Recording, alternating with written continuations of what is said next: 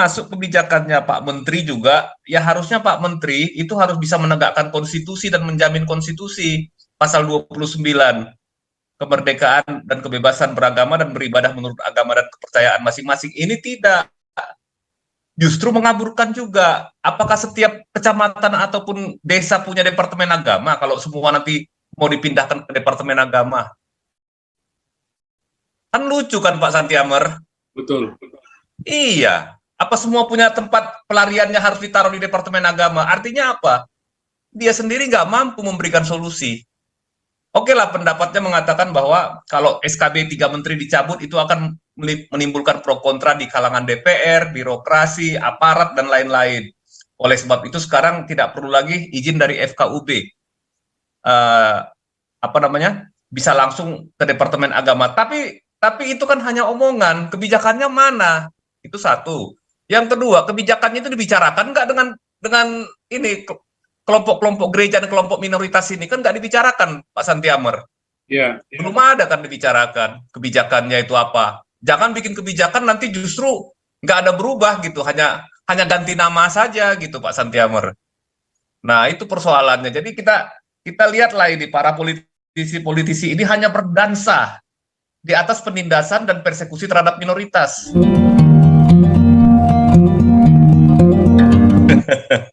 Serem ya? Rame ini masalah GBI Cinere. Oh, ini harus kita bikin besar, Pak. Iya, betul Pak Paul. Jadi begini yang saya perhatikan ya di kasus ini, GBI Cinere ini udah keburu lah sampai ke tingkat nasional gitu ya. Di sini di satu sisi tadi ada rekam jejaknya yang namanya si Boy siapa ini ya dari Pak Santiamer ya. Nah itu udah tahu kita rekam jejaknya siapa. Jadi berarti dia ada kaitan juga dengan pemerintahan Depoknya sendiri ya Pak ya kelihatannya. Ya. Gitu. Ya. Nah tetapi ada kesan saya lihat dari berita-berita yang muncul di itu ya di internet tentang peristiwa itu. Ini partai penguasa daerah ini mau lepas tangan Pak. Jadi dia mau bersih dari stigma radikal dan intoleran itu gitu. Nah ini menjelang Pilpres dan menjelang pemilu 2024. Karena ya situasinya di Depok mungkin ya kita tahu lah kan itu identik dengan kota nomor 2 paling intoleran dan radikal di seluruh Indonesia. Gitu. Nah itu penelitiannya Setara Institut. Nah kelihatannya mereka juga agak sedikit khawatir tentang itu karena itu akan berpengaruh terhadap elektabilitas dan nanti termasuk elektabilitas capresnya mereka sendiri gitu. Itu juga akan berpengaruh. Nah, nggak heran nanti ke depannya partai-partai politik yang diam-diam membawakan ideologi radikal ini mereka akan berusaha untuk cuci tangan, tampil bersih Pak Paul gitu. Tampil bersih menjelang tahun politik gitu. Mereka akan berbuat seperti itu.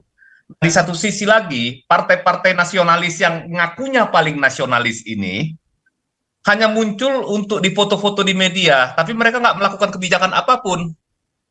Datang ke daerah, ke lokasi mana itu, ke Cinere gitu ya, ke GBI itu. Tapi hanya foto, tapi mereka juga nggak melakukan apapun, Pak Santiamer gitu.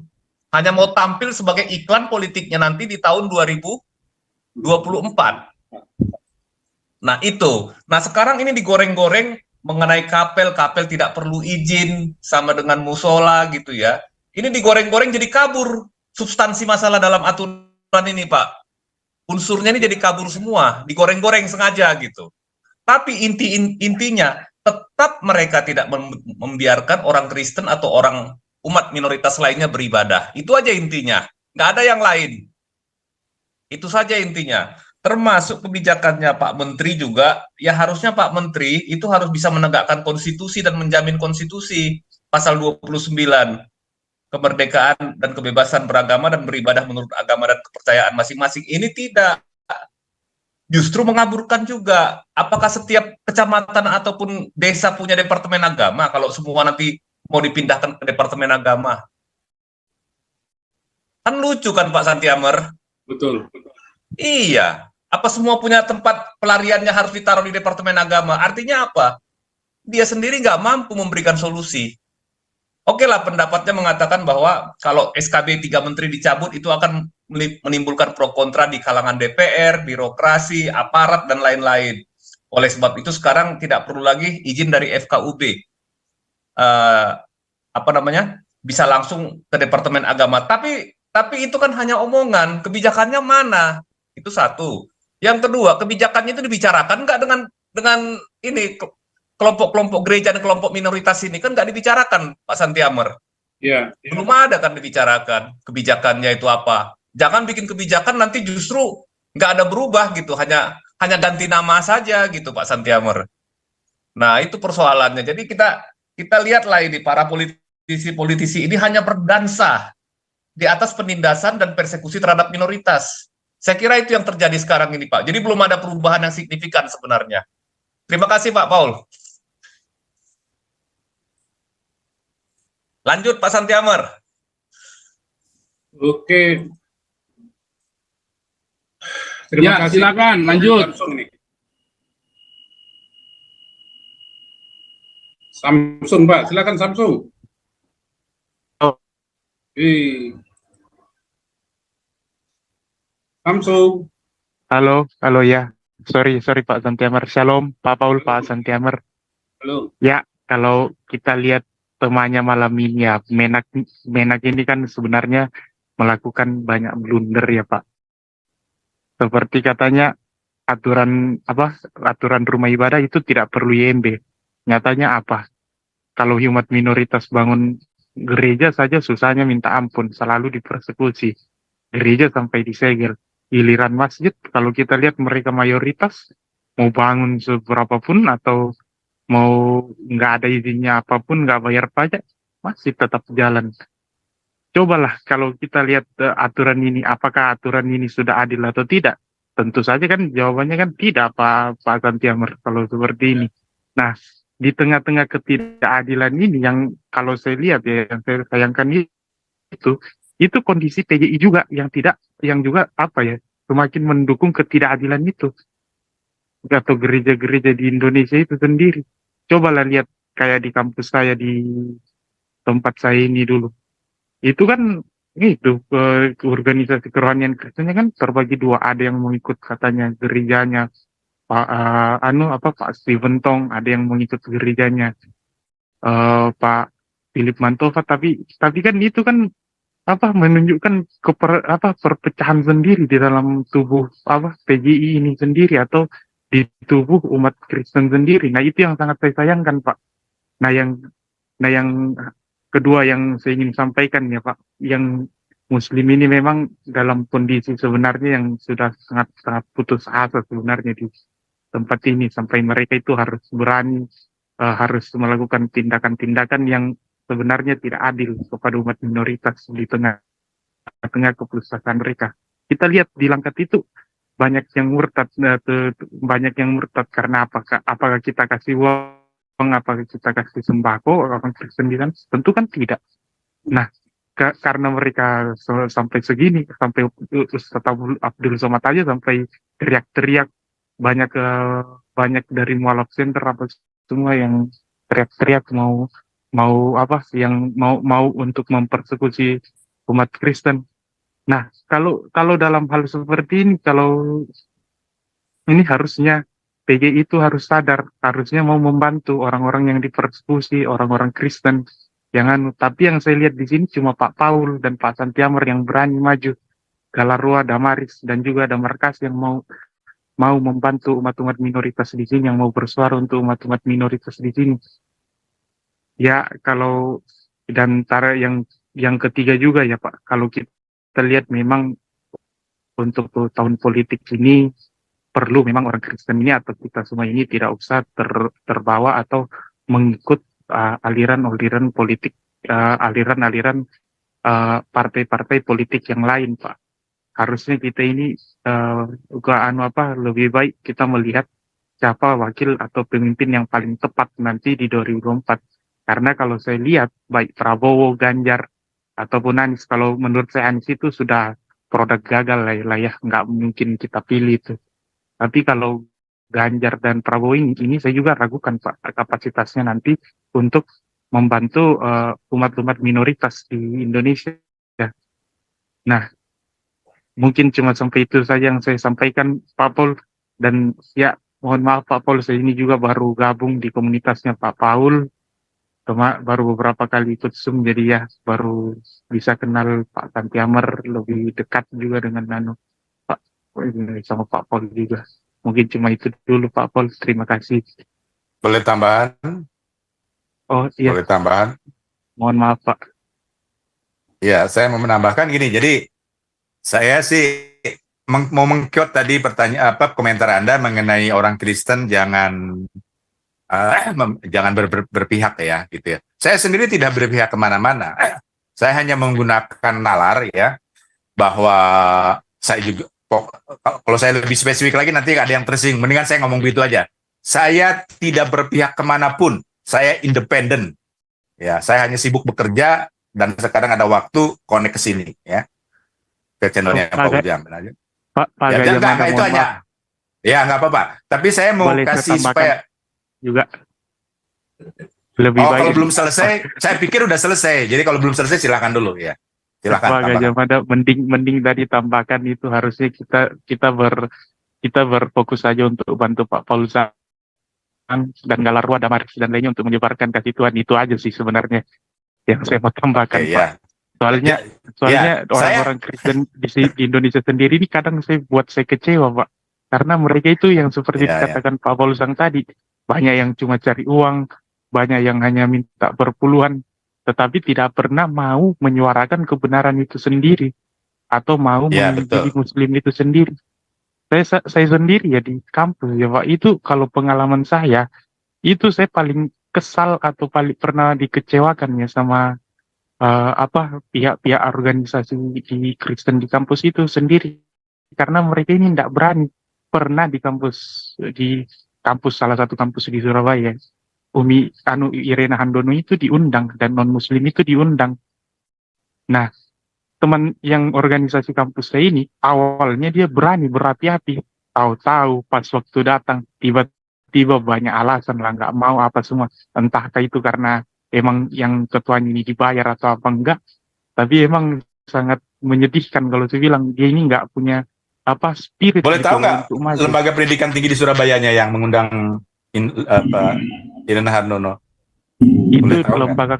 lembaga kampus namanya ya Pak. Sebenarnya saya nggak mau kasih tahu, tapi saya buka aja namanya itu ITAPS, kampus ITAPS. Saya ini kan dari kampus UNER Pak.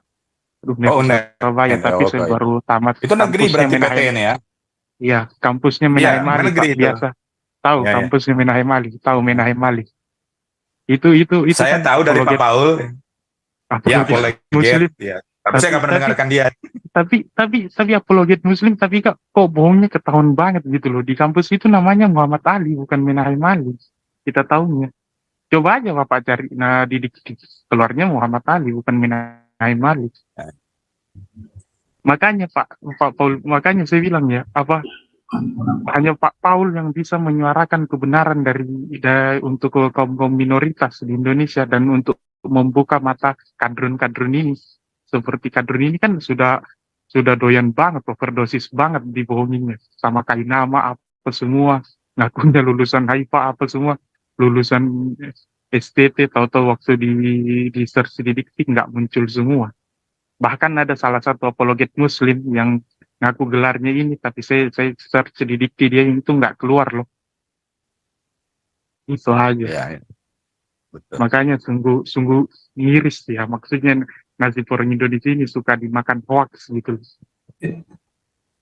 suka dimakan kebohongan. Ya, itu ajaran gurun semua sih, bukan ajaran kasih Kristus.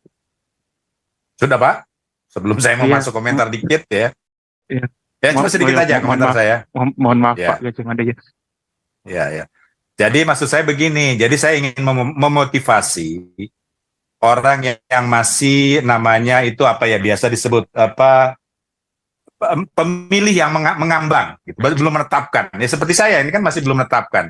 Saya biasanya PDIP, ya biasanya, ya. Tapi kalau sekarang sejak Megawati membatalkan U20 Piala Dunia, wah saya udah kehilangan selera lagi, ya. Sejak saat itulah Ganjar menurun, ya, juga, ya, elektabilitasnya. Tapi saya nggak mau ngomong itunya. Saya mau ngomong begini, semua orang yang masih mengambang seperti saya, ya, harus menggunakan rasional, yang tadi ya Kristen atau bukan. Apalagi Kristen sebenarnya menurut saya. Kita membutuhkan capres yang strong karakter. Tuh, satu ya. Terus kita jangan golput, karena Pilpres dan Pileg itu adalah hukuman yang paling fatal. Ya, jabatan Megawati pun bisa dicopot jadi ketua umum kalau dia gagal, membuat PDIP menang bahkan menurun jauh. Ya, kalau saya sudah sama Megawati sudah, yang tadinya memuja Soekarno lalu memilih PDIP sejak kuda tuli itu, ya bukan sejak itu, selalu menjadi simpatisan PDIP itu. Tapi begitu saya besar, saya mulai memahami bahwa sebenarnya sejak Soekarno pun dia sudah anti-Israel. Wah, ini repot. Kalau di PDIP dipimpin orang yang seperti ini, atau ideologinya seperti ini, Indonesia bahaya. Nggak akan bisa maju. Ya. Nah, sedikitnya negara-negara yang mendukung Israel atau Israel sendiri akan mengganggu kita. Contoh kayak Iran mau bikin nuklir, nggak boleh kan? Karena nggak dipercaya. Nanti jangan-jangan dia pakai untuk memusnahkan Israel. Nah, kira-kira kayak begitulah. Apalagi bantuan-bantuan lain ya. Singapura, Australia yang menerima Israel semuanya maju. Di negara yang nggak menerima Israel termasuk itu Turki sebenarnya. Kacau, Turki juga kan menerima semua. Israel, gitu kan? Iya. Turki kan juga pernah menjadi penguasa Islam ya pada zamannya kan. Dia mulai terbuka. Tapi kalau kita ngomong kayak gini Pak, nanti yang kadrun-kadrun bilang, oh Malaysia itu maju kok tanpa menerima Israel. Maju dari mana? Nah iya, kalau itu masih bisa diperdebatkan. Ya, maksud saya kalau saya menghindar debat kusir ya. Orang Cina yang mengendalikan ekonominya di Malaysia. Di sana ada sepertiga orang Cina ya. Yang mengendalikan ekonomi di Malaysia itu 80% orang Cina loh ya. Hati-hati Pak, begitu yang Melayu, yang orang-orang Indonesia Muslim itu malah jadi yang dia dikerja sama mereka. Nggak ada itu yang maksudnya. Sama Pak Gajah Mada, ini sama Pak Paul ya, sama Pak Santiamer ya. Ini yang harus diproses hukum itu atau dilaporkan itu bukan cuman Boy yang Kainama apa semua Boy Ishak tadi itu, tapi yang perlu itu salah satu yang radikal itu yang dari Demokrat namanya itu yang Siti Octavia Jayabaya itu parah juga itu. Nah, persekusi gerejanya di sana itu sampai kita ngerayain Natal aja di Siti Octavia Jayabaya. Kenapa? Siapa yang dari Partai Demokrat? Yang dari Partai Demokrat yang radikal itu siapa? Yang menurut Anda Siti Octavia Jayabaya, bisa search saja di Yanu itu, katanya di Banten itu. Siti Octavia. Oh, saya malah baru dengar Siti Octavia. Baru dengar, dia nggak terkenal sebenarnya. Yang terkenal Somad gitu ya. Dari Banten Pak. Dia itu sampai ngelarang orang Natalan di rumahnya sendiri loh. Iya. Bayangin. Itu ngeri banget itu. Itu kan aturan dari mana itu? Itu kan rumah kita beli, kita bayar. Kok nggak bisa bebas gitu loh untuk menyembah Tuhan di rumah kita sendiri? Seputus asa itu kan maksudnya umat Islam itu sendiri. Karena ya udahlah ya Pak ya. Karena ya ini enggak Pak, punya data itu enggak. Coba cek aja di Google. Nggak bisa share juga. Tapi bentar coba ini. Siti Octavia saya nggak pernah dengar ya. Jadi kalau orang Senewan ya yang kayak seperti kriteria Siti Octavia ya memang bisa ya. Tapi kalau Somad itu kan dia masuk lembaga Pak. Jadi ya banyaklah lembaganya. Salah satu NU juga dia lembaganya. Makanya si Mahfud MD yang tadinya nasionalis saya pikir ternyata jadi kadrun juga kalau bicara soal penangkapan Somad. Iya. Ya karena mungkin dia pengen jadi wapres mungkin ya dari Ganjar ya.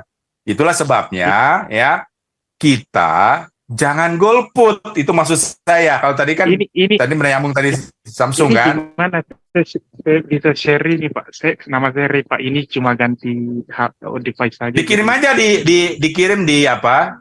Dikirim di linknya dikirim di message, nanti saya rasa moderator akan membukanya ya. Ini. Kalau penting ya dia akan buka, kalau nggak penting mungkin tidak. Ya, dikirim aja di mesej, nanti kan di masalah dibukanya seketika atau nanti kan itu hanya masalah waktu saja kan. Tapi kan biar disensor dulu sama moderator gitu. Atau sama kita sendiri. Udah saya share di meeting di, chat tuh.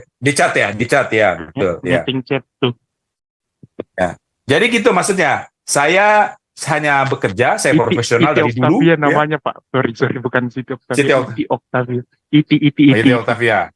Oh, ya. Iti Octavia. Ya, pokoknya jangan golput, Pak. Itu kan bupati kan. Bupati itu kan. Apa? Iya, dia Bupati Banten. Kan? Iya. Bupati Banten itu kan. Iya. Bupati Banten. Nah, ya, kalau ya. Padahal biasanya Golkar di sana yang kuat loh kalau di Banten itu.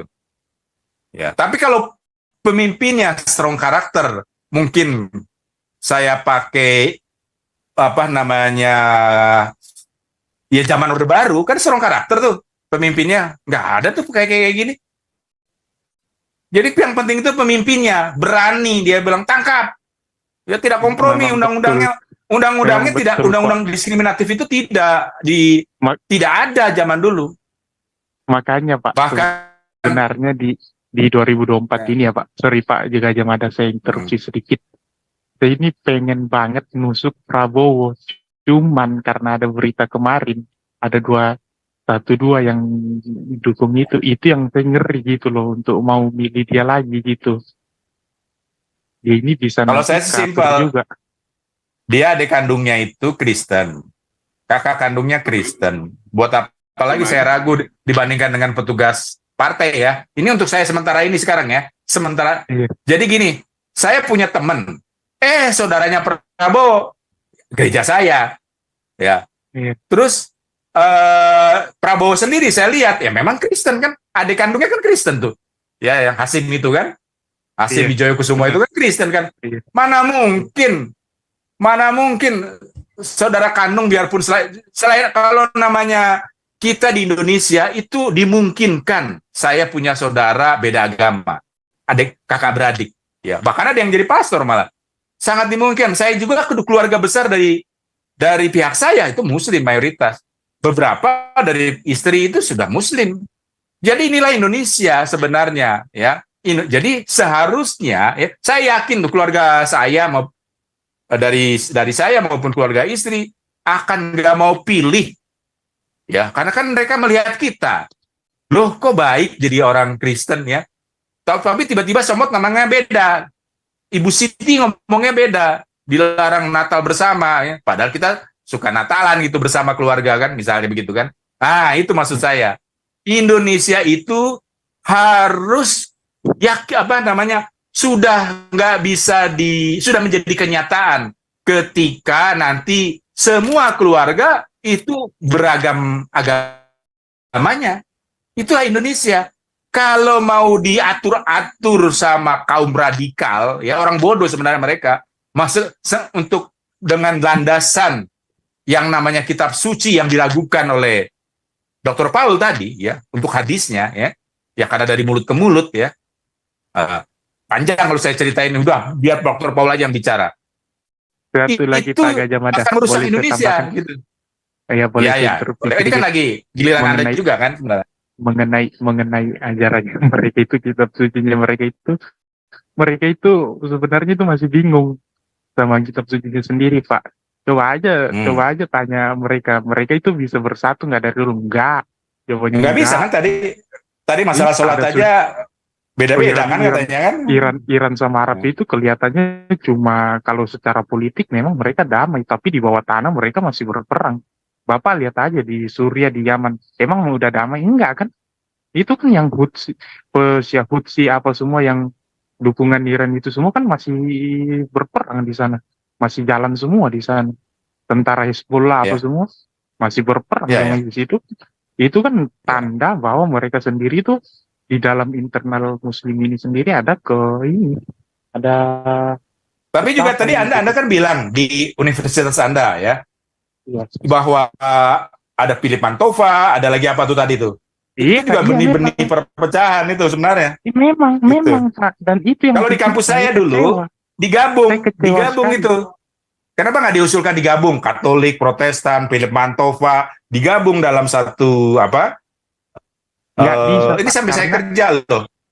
Karena Wah itu benihnya. Nah, karena si Paul Betul. Pak Paul bukan, karena si Stephen Tong ini, pendeta Stephen Tong ini awalnya saya suka, tapi saya jadi nggak simpatik lagi sama dia. Itu karena membidatkan setiap orang gitu loh. Kalau di kampus itu yang mau ikut organisasi itu Wah kacau atau kalau yang begitu. harus ikut ke gerejanya itu yang parah. Bahkan kan Pak Paul sendiri kan di sini Ya. sering mengkritik dia, udah pernah mengkritik dia saya lihat di Ya kalau itu udah salah. Kalau saling membidatkan udah salah. Pokoknya gini aja kan. Mas itu kan ada di lembaga pendidikan di Airlangga ya. Udah lunas. Jadi udah lulus. Udah lulus ya. Kira-kira bisa nggak memberikan mempengaruhi adik kelas lah ya. Kalau masih bisa ya. Atau sekarang saya ngomong di sini, mudah-mudahan didengar semua perguruan tinggi. Kalau saya dulu ya, setidaknya saya punya pengalaman. Jadi semua denominasi, termasuk Protestan, Katolik dan Protestan dan anak-anaknya digabung. Nah, nanti di dalam gantian pendetanya khotbah, itu maksud saya. Pendeta dari gereja kita sendiri, gitu. Itu aja saran saya. Dari pendetanya Stephen Tong, tapi kalau sudah membidatkan sesama Kristen udah repot, udah nggak bisa. Itu. Ya, jadi orang Kristen pun di Indonesia nggak boleh saling membidatkan. Ya, jangan karena ya tadi Pastor Paul bilang karena perpuluhan jadi saling membidatkan, repot itu kalau gitu. Seharusnya Pak Paul itu lebih tahu loh untuk menjelaskan kedua orang itu, karena lebih pendeta kan, Pastor Paul kan. Ya, saya ini lanjut dulu nih. Lanjut dulu, ada Siregar nih. Mohon maaf Pak Paul, terima kasih. Ya, Siregar silakan. RM Siregar. Kau bilang kau menang debat, lawan domba yang sesat. Kau bilang banyak yang tobat,